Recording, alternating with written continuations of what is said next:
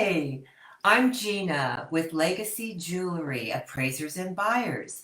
I'm a GIA Gemologist, and I am here to assist my followers on my Facebook group page to evaluate and to answer their questions about their jewelry. Now, to get started, one of the largest areas that we all need help with is with our valuables that are put aside for, they've been handed to us generations, jewelry that's passed through our family members and gifted to us. They're in our jewelry boxes, they're in our drawers, and one day we decide to look at it and we say, wow, there's a lot of value possibly that I have here, but I don't know what I have. I don't know what this jewelry is worth. And so you call upon an expert or you go to our group page and you ask the question. You say, I have this ring. I don't know a thing about it. Can you give me some idea on what the value is? So the first step that I want to do is I want to take you into, as if you're my client walking into my office. You're going to go and take all the pieces that you have in your jewelry box, and I want you to collectively put them together in a tray. And what I have in front of me is an example of what a selection is. So the first thing we want to know is, of our jewelry, what's actually the metal? Is it precious, which is worth money, being gold, platinum, sterling silver, or is it costume jewelry made of nickel, pewter, cobalt? So I need for you to have a magnet. Go get a magnet and let's try to sort through your jewelry, the easiest, simplest way to get started. So with the magnet, it will it will attract itself to nickel, cobalt, and iron. So these are the quality of metals that we're going to consider as donational or things that have no value. We'll get to what might be a value of those pieces in a few minutes. But as of right now, I want to show you that here is a tray of jewelry, for instance. And simply take your magnet and graze over the items. When you do that, you're going to see that the magnet's going to adhere to those items. So once again, there you go. This one here is either nickel, iron, or cobalt. We're going to take it, we're going to move it aside, and we're going to group it or sort it, what I call donational, without value. So let's continue. There you go. That's the other earring part. We're going to continue. And we're going to, here's a nice heavy looking piece of gold. And who would know? So we're going to add that to our sorted pile. And we're going to continue. And we're going to go through these other items. Now this is a bead. These are beads. And of course the clasp came up that it's costume. So we're going to set it aside because we have to talk about beads in a moment, because I wouldn't necessarily consider your beads as costume jewelry that without value. It could be that the clasp is put on it, and it could have been done at a later time once they were restrung. Remember, these are items that we don't remember the history of these. They could have been restrung and they could be authentic. So we really are going to put those aside for the moment. And we're going to continue with our magnet. Okay, so now that we have finished with the magnet, the next thing we're going to do is we've done a visual of our selection. The next thing I want you to do is I want you to take your loop. So for my Facebook followers, when I respond back to you and I have asked, okay, have you taken a loop and have you looked to see if there's a marking? We'll get back to some of the comments that I've had and some of the items that the Facebook followers have sent me without knowing what the marking is on the material. So let's continue. Now this is um, you don't know if it's gold or not. It's not marked, but I do want to tell you that a lot of the plated material, such as brass and pewter, it's basically a gold wash on it. And if you get your loupe and you look a little bit deeper under the material, you'll see where there's flicker material is coming off of the metal, which you'll obviously know that it's not gold. Gold is throughout. And a lot of the costume jewelry is peeling off. So we're going to consider this into the sorted grouping, and that is going to be your donational. So let's continue. We have some crystal beads here or plastic. We don't know what they are. We're looping at the item. It doesn't have any markings. There might be a hallmark from a manufacturer or a designer. We're going to go ahead and set this over into the costume jewelry because this is not marked anything. And we know it's not gold. It's not marked 14, 18, or platinum at this point. Here is one that is a little pearl. It could obviously be a gold earring. We don't know.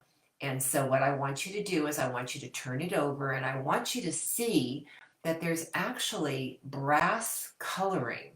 It's green coloring. And that is brass base material. And it's actually leaking through now. And you've got the deposits of green residue or patina. So we know that this is also costume jewelry. It's not gold. This is a white. It could be white gold. It looks like it's got diamonds. However, I want you to take your loupe. I want you to look at it.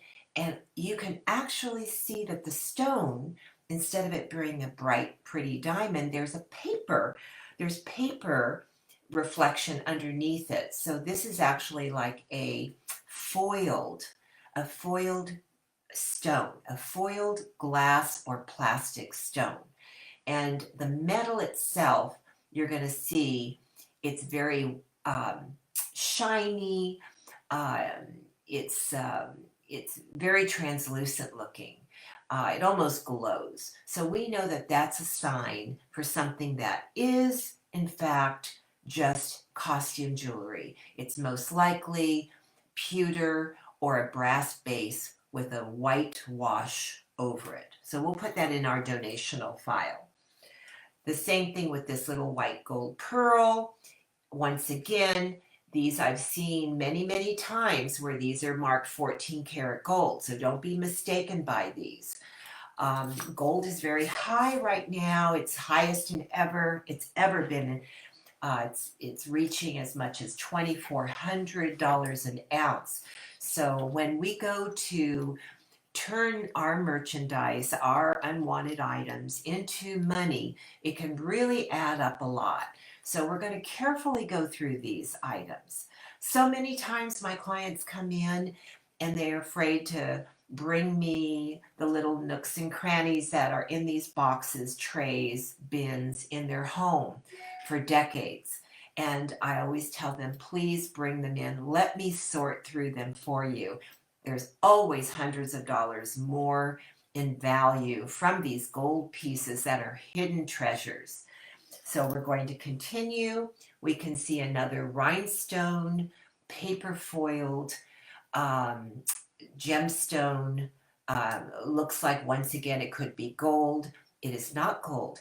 And it's not sterling silver. I don't see it marked as 925. However, with my loupe, I'm going to see that the metal the wash is all wearing off. And I could see the brass under carriage coming up onto the surface. So we obviously know that this is costume jewelry. Here we have a nice heavy piece of pewter. Pewter has that dull finish to it. Don't mistake it for sterling silver. Look at your loop and make sure it does not say 925. Do make sure that the stones that are plastic, of course, are not genuine. And this is something that we use with the touch feel of our gemstone. Put it to your face. If it's natural, it's cool. If it's plastic, it's like a plastic cup. This will go over into that pile. Now we have other little clips, and these are obviously not. They have no markings. We'll put that over in our, once again, we have it in a whitewash. This one here, we can look at it with our loop. We do know that it's got a little jade stone in there. The question is, actually that's turquoise. The question is it sterling silver? No, this is just a pewter based metal. The stone is probably plastic. I have seen them put genuine turquoise and semi-precious stones in lower end costume jewelry. And the truth of the matter is there is no value there. So keep it in your donational pile. Now we're getting into some watches. And at another time we can talk more about watches and what to do with a lot of these watches handed down from in your jewelry boxes that you've had. They need batteries. They have to be serviced. There's a whole story on that. But for right now, we're going to put these into the donational. And once again, this appears to be an old vintage watch. It does not have the back on it. It has a mesh 1960s look to it. It's a contemporary piece, most likely, that was made in the 80s to look like it's in the 50s. This is just a brass based, it's not sterling silver. It is cute if the back was on it and you wanted to go and try to resell it on eBay. Believe me, after your online fees, it would not be worth it. I always say use it as donational. And same thing with the Bulova watch. Once again, does it need to be serviced? How much does that cost? We're going to put this, the metal is wearing down. You cannot re-electroplate these without it being costly, and it's just not prohibited. So we're going to donate that. It looks like we have two pieces here that are actually gold, and I'm only pulling these out for you. This is kind of like a little trick one. A lot of these pins have an application on it, which is a closure. These closures may not always be gold, but the setting itself would be gold. It says 14 karat. So we're going to actually put this one into our gold section. And for right now, we're going to keep that in a group. And same thing with the little pearls. These little earring backs that we have, all the little small pieces that are sitting in your jewelry box, these all add up. Bring them all out, take the time, go through your loop, look at the item. It says 14 karat. We're going to go ahead and set those into that grouping. Now, here's an interesting piece I wanted to share with you. Lovely, very pretty. So what is it? What do you think it is? You know, right away we're looking at it. We're saying, okay, oh, it's a diamond piece with emeralds. Well, I'm only showing you this because as you look at it, it says it's 925. It's sterling silver. And the difference between this piece and some of these costume pieces is that these are cubic zirconias. These are actual crystals, and they are not paste. These are full cuts, and they're manufactured beautifully to go into the Riviera necklace. So sterling silver, as it's only $30 an ounce, they're still manufacturing beautiful pieces now because the price of gold is so high that they have to make it more economical. So you're going to find that jewelry, they're putting diamonds in jewelry that's made of sterling silver. And in this case, of course, it's a beautiful piece of um, cubic zirconias that are set and in a heavy setting. The setting is made where the prongs are made and the setting is made just like a jeweler would put it into a fine gold 14, 18 necklace finding or setting. So the reason I'm bringing this out is because a lot of my Facebook group um, followers, we need to, they're asking the question, as so many of my clients that come to see me, Gina, how do I price it? What's it worth? That's what we all want to know. What's it worth? What can we get for it? So what I want to say about that is you have to do your research. And that's what I do when I do my appraising, either for an estate, for insurance purposes, or to resell it, or for a trustee to have a market value for the heirs. How do we price it? So, what I like to do is you have to understand that brick and mortar stores is what we're going to equate to the insurance appraisal evaluation price baseline.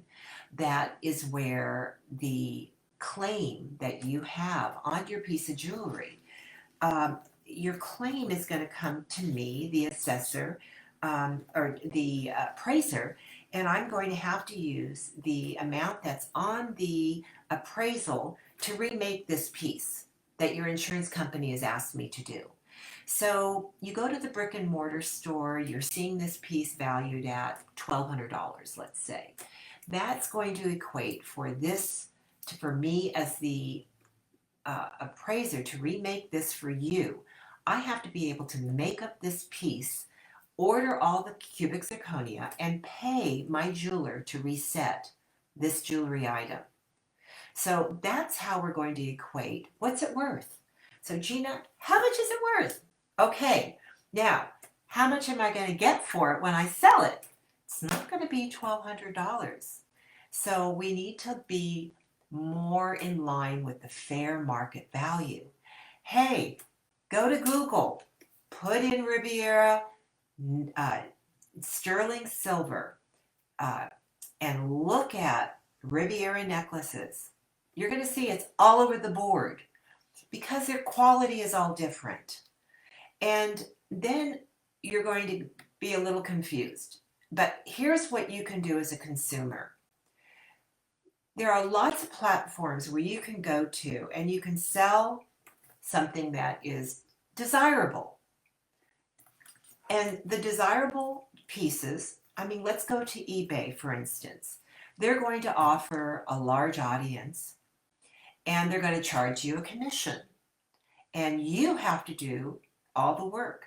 You're going to have to do the photography. You're going to have to entice the buyer why they're going to want to buy your piece outside of that brick and mortar store.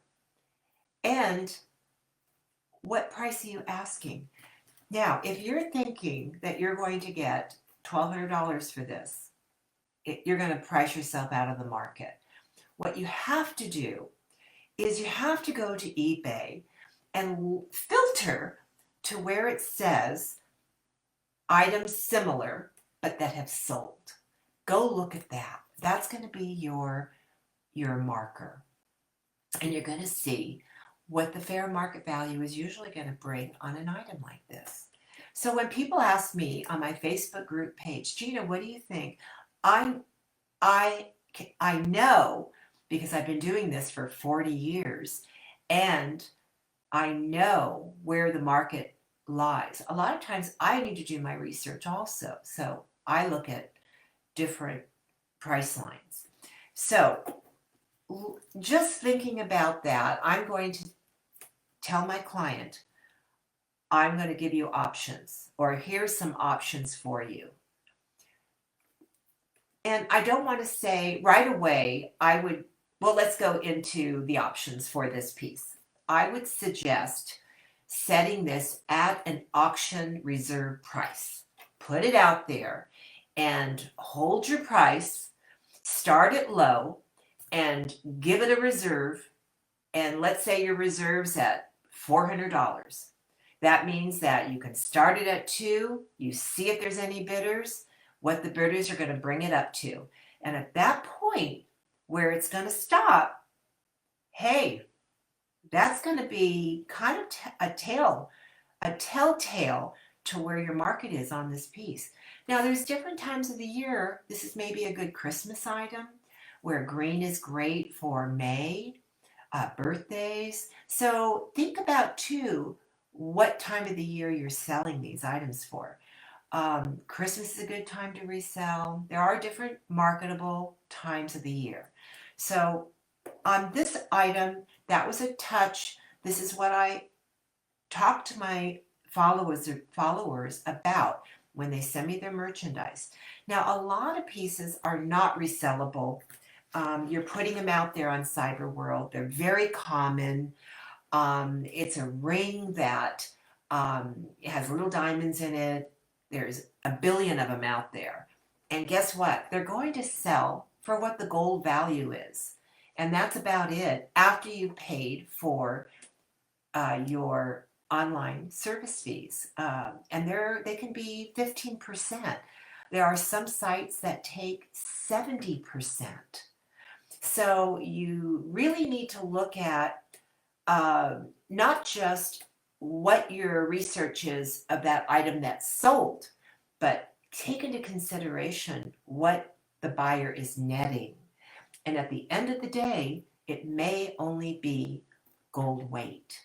So that said, I want to move back to these beads because I tend to like beads because they're gemstones. Hey, did you know that there's 30,000 minerals out there? And there's many different options that a purple stone could be. But we'll get into more of that when I show you some rings. And we'll talk more about what my Facebook followers assume some of their items are that they have been told by jewelry stores. So this particular item, we know that the clasp is not real. We know that this was handed down to an individual and has been sitting in her jewelry box. So right away we say, well, they're amethysts, but are they? So I want you to learn how to do a little test. As I mentioned earlier, take an item, whether it's a gemstone in a ring, semi-precious, put it up to your skin. Now, if it's warm, it's plastic, just like a cup, plastic cup. So we know that it's not real, okay? Now, the ocean, I always like to think about the ocean and the seashells. You put them up, they're cool. That's a natural stone, like a pearl. Pearls, you put it up, they're cold. Hey, if you have pearls that are plastic, and there are a lot that come to me from families, they're plastic. They are, if you put them up to your face, they're not cold. There's the tip for you to remember. Now, how do I know these are amethysts and they're not glass? They could be glass, right? Okay.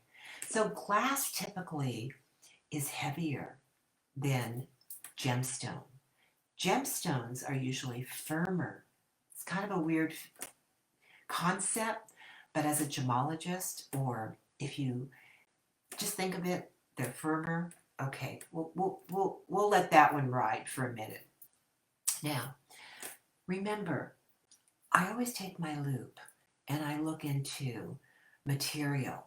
So I want to look into these materials. What do I see?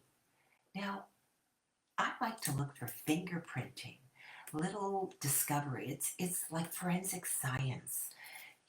Once you learn what some of the characteristics are, that you're looking for inside of a gemstone, that will be a real eye-opener for you.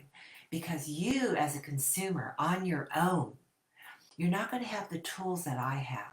But you can start with a few things, and then you can send me what you know, which really is helpful when you text me pictures, or excuse me, when you send out pictures to our group page, or you text me. Either way, I always ask my clients the same questions. Is it have a marking? What's the marking? Okay, getting back to these. These do have inclusions in it. I believe these are amethyst. They're not plastic. And one more thing I want to say to you is glass is usually clean, clear. It does not have inclusions. Yes, it does have this reflection that you would probably not know about, but we'll talk about that another time. But it has bubbles, air bubbles, things like that. But let's just talk about the fact that a lot of the gemstones that you'll see in rings are actually glass, and those are vintage. So we'll talk about that another time. So that being said, we finished our grouping. We know that we have some gold pieces. The gold pieces we know have to be tested with nitric acid. That's for another day, but we know that we have gold. So that said and done, we're finished with our grouping. There is one trick item I have for you. Here it is. I sort at a donation center weekly, and all the proceeds go to a wonderful charity, and I help that charity sort through their bins of donational items. Now, this particular item is one that will fool you. It's marked 14 karat gold, right on the clasp, 14 karat. Now, I had an eye for this right away. It has no value because it's actually brass, and it's been, they put a white wash over it, like a white gold wash, to fool the consumer. Can you believe it? They do that. It's very upsetting when I see it. It's almost like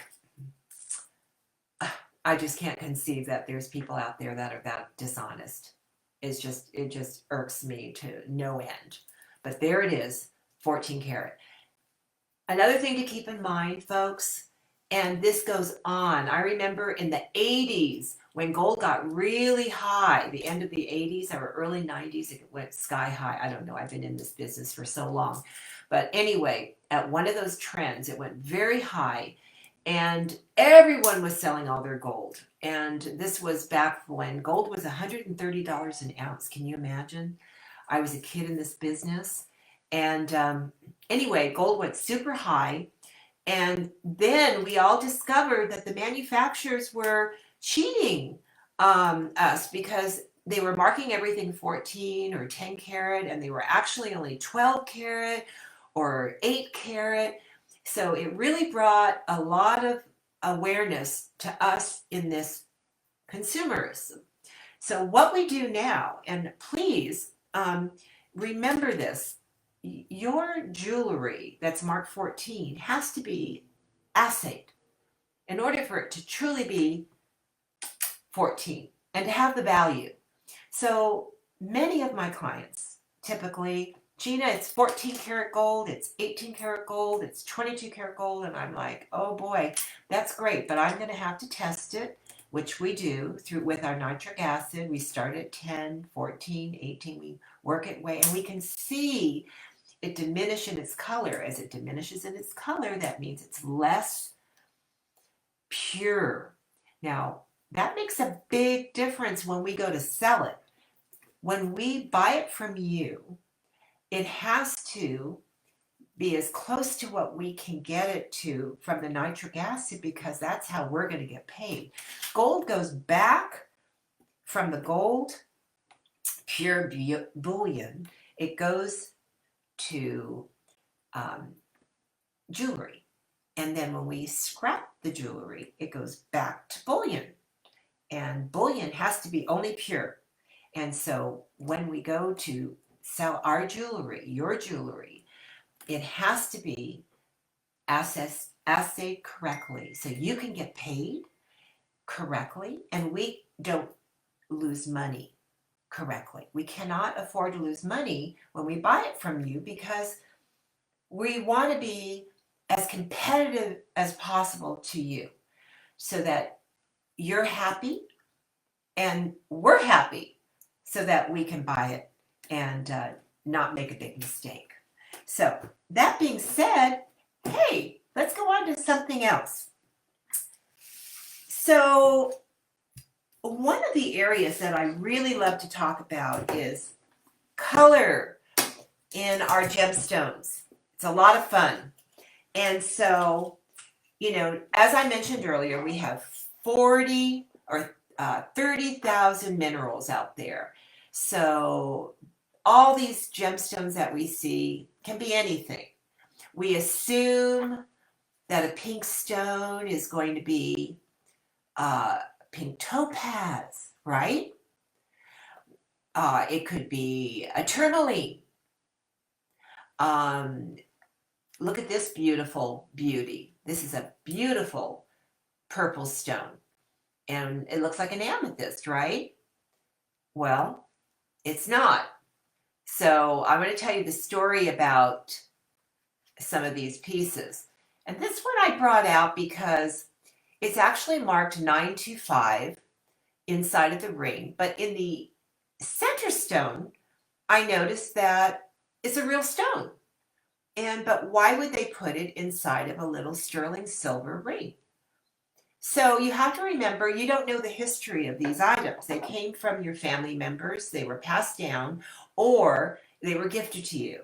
And you don't know how that beautiful, expensive sapphire, star sapphire, got into a sterling silver ring. And by the way, those are cubic zirconias. So we need to assess these correctly. And by doing that, that's when you're going to need to have an appraisal done on these pieces. You know, I want to help my Facebook followers, but a lot of times I tell them, you're going to have to send the ring to me and you're going to have to pay for an appraisal. And at that point, a lot of times, what I do, the steps that I take, is then now I work with my microscope. I want to look inside this ring before I actually, to see what kind of inclusions it is, because that will give me the insight of what type of mineral this is. What is the species? You know, and so in this case, these look like sapphires to me, but I'm not sure. It's purple, which would stray me away from that immediately. However, what I decided to do in this case is I did a refractive index measurement and of the stone to see what exactly it is. And it did come out as a sapphire. So sapphires can be very pricey depending on their rarity and their saturation. Remember, color is everything, folks. We really want to see that what the beauty in our gemology that we make in today's time, how we assess value is by its beauty. So the deeper the stone, the clearer the stone, gives us the how to value this stone. So it's not just deciphering the mineral or the diamond, just like a diamond. You have to know what the quality is, and you go from there. So in this case, I want to take you to the next step that I have to do for my clients sometimes. And I don't want to jump ahead too far. However, so let's go to this stone. Here's a fun stone for everyone to look at. Now, you would look at this in a ring, and I'm hopefully going to be able to pull it up for you to look at. Yeah, there you go. Okay, so right away you would say, oh, wow, Gina, it's in a ring, it's a blue topaz, or no, it's an aquamarine, or it's quartz, right? Any of those three, right? Yeah. Well, it was in a big old ugly white gold bracelet, and it was just like, wow. And I thought, that'll never sell. Someone made this piece, and what in the world were they thinking? But it was 40 years old. And so my client sold the gold, and we decided to take the stone out and have it, after I did my RI on it, refractive index, I saw that it was a sapphire. But I still wanted the lab, GIA lab, for us to send this in because GIA has to have a look at it, and I want documentation to know if it's been treated and if it's unheated. Just like this purple sapphire. I wanted to know if this was heated. So for my client, we took this stone and we had GIA do a report. And guess what? They're both unheated. Worth a lot of money. We know that the light blue stone that looks like the aquamarine is an 8.5 carat. That's pretty big. We know that both of these are from Sri Lanka, which is great because Sri Lanka sapphires are one of the most desirable in the world. We know that being that they're untreated and they're also unheated, that my client will have added value when they go to sell that gemstone. So that being said, one other thing I wanted to tell you about this purple stone, which is really fascinating. Not only did GIA give it the documentation and the pedigree to help my client, but it was also noted as a color change. So this is so fun because it will actually turn pink, or excuse me, red, purple, and blue. And that is really cool and rare and fun and adds more value for my client. So I love that. So those are the reasons why, as a gemologist, I'm going to leave my clients to do certain type of, I'm going to offer to them to do certain things that I would like to help them that are going to make a difference.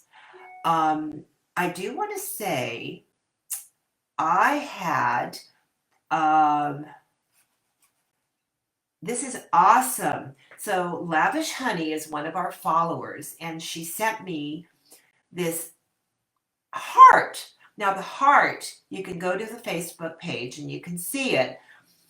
She said, Gina, I tested the metal and it looks like it's 10 karat gold. Well, Lavish, I have to say to you, first of all, this is the type of a heart where it's definitely more 80s, 90s. It's manufactured. It should have a hallmark on it. But in addition to that, it should have a stamp. 10 karat should be on there. So I don't want you to assume that it's 10 karat because you tested it. Now, when I go to the donation center and I teach those girls down there, those ladies, at what to look for, and they ask me questions. It looks like it's 14 karat. I tested it. It doesn't necessarily mean that because you're not scratching it hard enough to go a little deeper. The surfaces are a lot of times they're so heavily electroplated. So I don't want you to automatically assume that they are gold. Okay? So anyway, I asked Lavish, I said, Lavish, please send me any kind of, use your loop, your 10 power or your 20 power loop, and please let me know if you see any hallmark or stampings on it. So that would be that. Also, thank you, Lavish, for sending the gemstone. that you sent. And once again, it looks to me just like this sapphire here. Same color. And that's why I'm using this as an example for you, because it's a round stone. It's a light color blue. The material, the band says it's 14 karat. But hey, it could be a sapphire. And you won't know, unfortunately. You have to have a gemologist look at it. So we're going to move past that one. And I want to thank Mark Landers. Thank you so much for sending that man's gents ring with the 5 stones. So the 5-stone diamond ring, he asked me, he goes, Gina, what would this be? Oh, he's a metal detector, and he found it. Isn't that cool? Metal detection. So yes, you find these rings, and now a lot of times, Mark, these are rings. The gold is heavy. They're worth money. The little diamond chips in there, I'm sorry. Unless you want to take them out, they're sold for the gold weight. Unless you want to reuse them for something else. You do have a nice heavy setting. You've got the gold. If you put it out on Cyber World, unfortunately, those fees, I've seen them get eaten away. I'm not to say that you can't do it, because people are out there doing it. If you've got the time, go for it. Now, if it's an unusual ring that has, something that has, more weight to it, or you have time, I use an auction portal that is cool. We keep a reserve, and we try to get to the reserve. And then we get our fee. Our fee is going to pay us for our time. We have our online source fees that we have to pay. So that is another option. Oh, Jessica, love the opal ring that you sent. That really was cool. Black, here's a lot of you have these opals. And really cool, beautiful, full of fire. Has a rim of black onyx around it. And just gorgeous. But the setting is cupped underneath with yellow gold. Now, most of the time, you know that opals are very fragile. So they have to be protected in a setting, an undercarriage that protects it really, really firmly. But a lot of times, too, that's a way that that's hiding the fact that these are doublets. That means that there's a paper foil under a synthetic top, and that what you're actually seeing, this fire radiate, is actually from the foil paper. So it's a little tricky. Now she's got the black onyx that's around it. That to me indicates it could be protecting a fine piece of opal. In this case, it's really hard for us to see underneath the opal. I'd have to inspect it more. When we look at it with our microscope, there are certain things that we can see, characteristics, when we're looking in the microscope of the flicking inside, where we can see that these are paper. We're looking at the paper. We're not looking at the natural crystallization of the opal. So then we know it's real. Okay? Thank you for sending that, Jessica.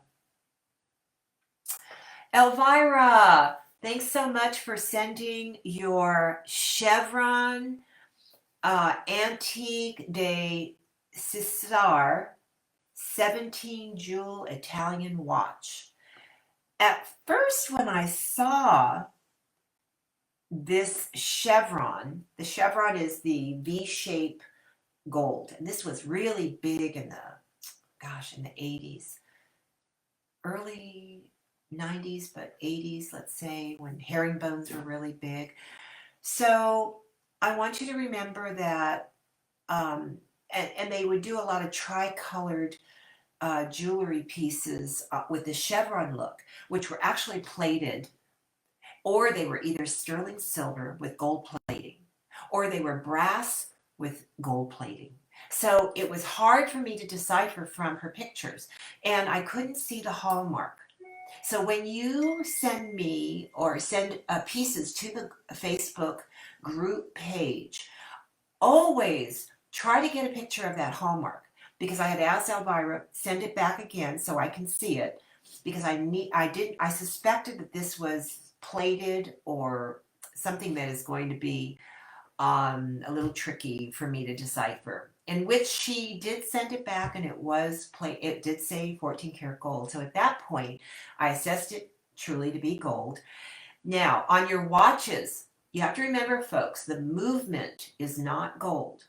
And depending on the manufacturer, is its value. What is its value? So there's a lot of manufacturers that are not going to have the importance as like a Cartier. So there has to be research on the name.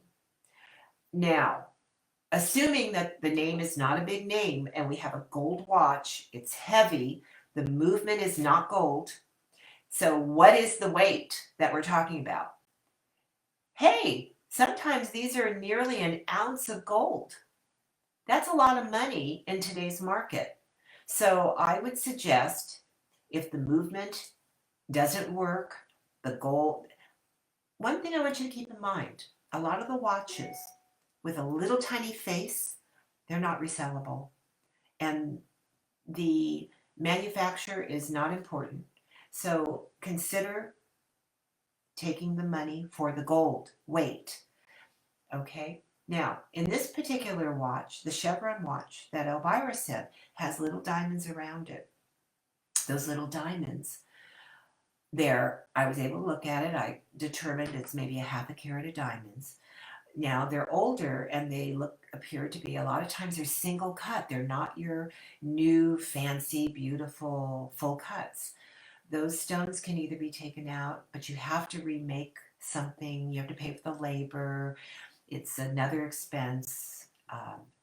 We don't buy it for the gold or for the diamonds in there, giving you much more than a lot of times the gold weight, because they go into our trays, and at the end of the day, there are fish hunters out there looking to buy these milli from us. They pay nothing for them, and it's a hassle. They have to be taken out of the mat. We have to pay somebody labor for that. It's very expensive. So I just want you to understand that um, there's mythology behind it, and what it is of your most value is in your gold. So getting back to Elvira's watch, in this particular watch, the movement was pretty good size. So I would suggest, Elvira, let's put it into auction and see if we can resell it. So she has the time, because auctions, you have to have time. You cannot just turn it for money. Sometimes it's going to take 45 to 60 days before you get your money. You have to wait for the consumer to dispute it. You have to wait for um, for there to be a return policy. So there's a whole nother gamut on that. All righty. Oscar! Oscar sent in a lovely ring that, as an appraiser, um, I love to find unique things that I can resell. And those are the things that I keep and I list, and I have out there in cyber world. And I just hate to scrap them. Even though the metal's there and they're heavy and they're gold, I like to give it a try. So if my client has time to put it into cyber world, I would suggest it. So in this case, Oscar had this gorgeous, lovely, bountiful ring. It was just with a black onyx. It's an intaglio, which is like a cameo that's been cut to uh, for like in this case it was a beautiful little um, I want to call it like a Spanish picture of a horse and a 1700s type of capture of a soldier and his horse. But it's called an intaglio. Intaglios are done on different types of stones. And so in this case, this is on a black onyx, but the ring was done all by hand with puffy pieces of gold. I mean, the jeweler must have spent, I don't know, hours and hours. And the gold looks heavy. So it's a heavy ring. It has roping. It has tooling. It has puffy round balls. It has bezel setting. It has weight. I mean, it's just gorgeous. It's gorgeous. I mean, I would say, Oscar, put it online and try to sell it. If not, at the end of the day, what's it weigh? I mean, I don't even want to say, but there's gold. You have gold weight. And hey, we've all been there. We put things online until we're blue in the sky and we're like, hey, I'm scrapping it. And that's the way it is. We love it, but the world isn't loving it. What do we love more? The money in our pocket or the fact that we can say we love something? So we have to decide at some point when we're ready to depart with these things. Put the money in our pockets, let our elderly enjoy the rest of their lives enjoying their money, or are they going to take these pieces and have them for their heirs, which their heirs are most likely going to take and sell these items anyway at some point.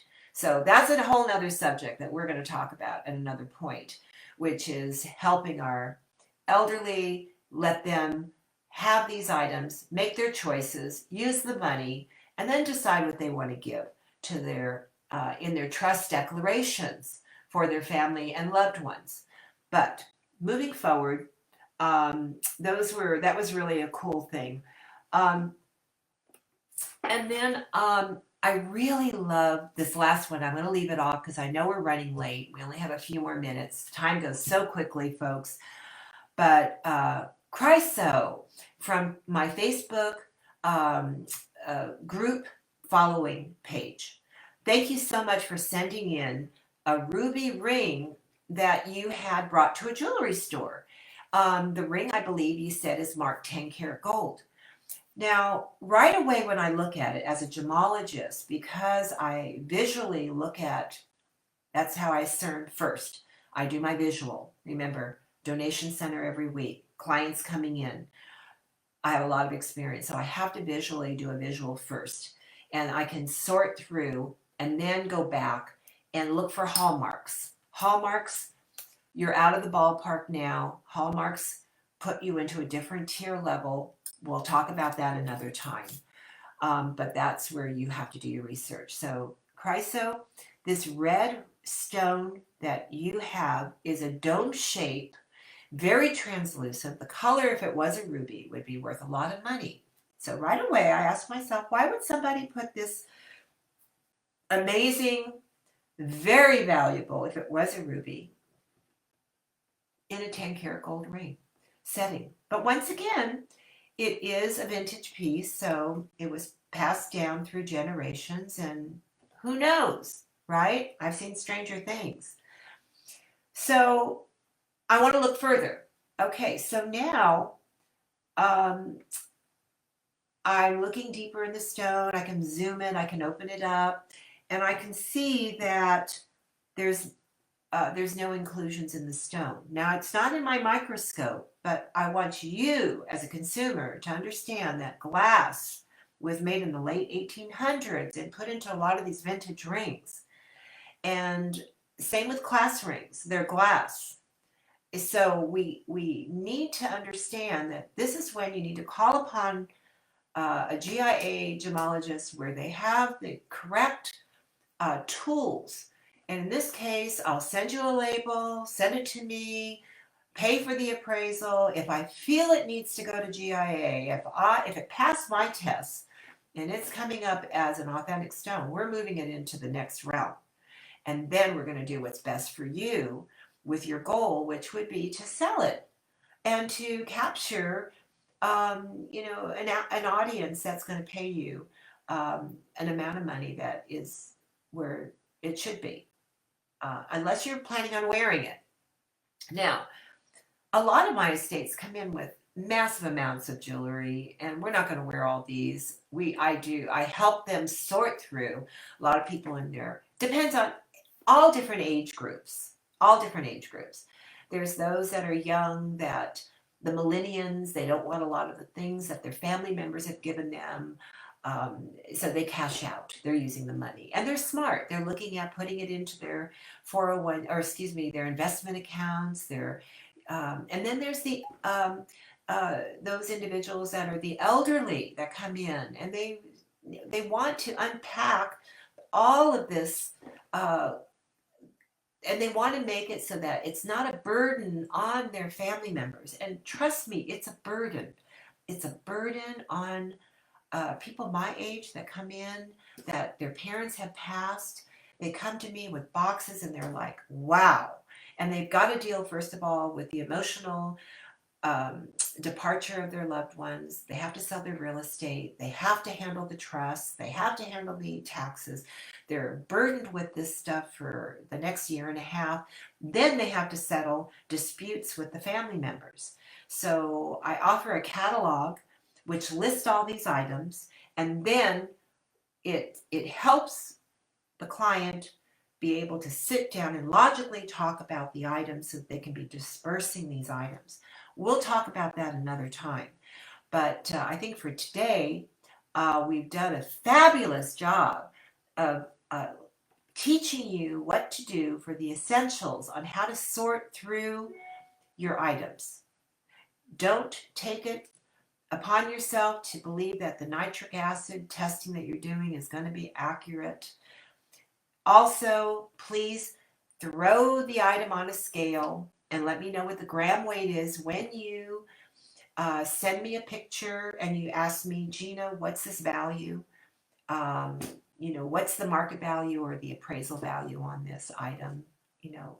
Give me some tools to work with, and I will give you an estimate. Now, remember, I'm doing this through visualization. It's not going to be accurate. I try to be accurate. I try to give you a fair market value.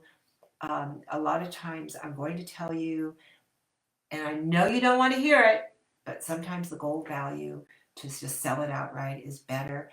And I hope that by me explaining myself for these, the reasons why we want to categorize them, for either selling them outright or to put them into donational um, packets, or to resell them, or to keep them for yourself, makes perfect understanding. So I do want to say that donational items, do not just throw them away. A lot of times they can be used for the children. They can have fun with them. You can pass sentimental items down in that donational item for your loved ones. And because the gold, you need to sell the gold for yourself, and you want to help your mother, you want to put, with the prices increasing in our economy the way they are, the money can be used for you. You've helped your children, you've helped get them through school, help yourself get your retirement in place. So anyway, I love talking to you. So please send your questions to me, and I'm here to answer it for you. I've been a brick and mortar girl for since 1980s and early 1980s, and I'm strictly online, and I have a small office in Laguna Hills, California, where I see my clients. And so I have been through every single facet of this business, from auctioning to estates to manufacturing. I mean, it's been a lovely voyage for me, and I just really respect the fact that I have you as my client and look forward to hearing from you. And please share this so other people have this knowledge, and welcome others to my Facebook page. And anyway, have a great day, and look forward to talking to you soon. Bye-bye.